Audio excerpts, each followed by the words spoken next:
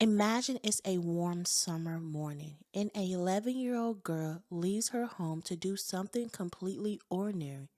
She isn't running away. She isn't meeting someone. She had no idea that this would be the last time her family sees her alive. She is only supposed to be gone for a short time, but she never comes home.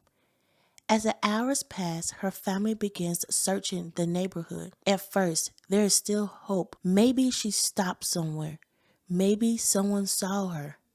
Maybe there's a simple explanation for why she hasn't returned. Then, as the afternoon turns into evening, the search takes a sudden turn. Her body is discovered in a wooded area, not far from where she lives. Investigators quickly realize that this little girl didn't simply disappear. Someone had attacked her, and the person responsible had tried to hide what they had done. There is a weapon near her body. There are signs that someone attempted to conceal her.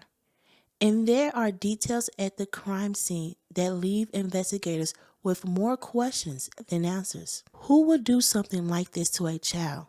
And how could someone take a little girl from her neighborhood in the middle of the day without being caught? Investigators begin looking at the people who were nearby.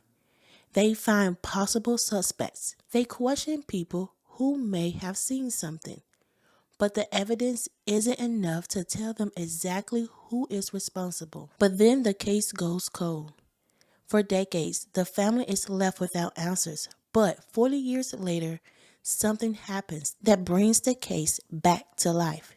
A newspaper investigation puts the little girl murder back in the public eye. And shortly afterward, someone comes forward with an incredible claim. A man who was already dead confessed to knowing what happened. And according to the story, he didn't just confess, he named another man. But there's a problem. The man accused of the murder denies having anything to do with it. And before he could ever stand on trial, he dies. So was the confession the truth?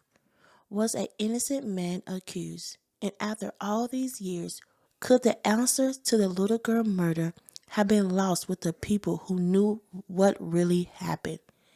This is the case of Brenda Sue Brown.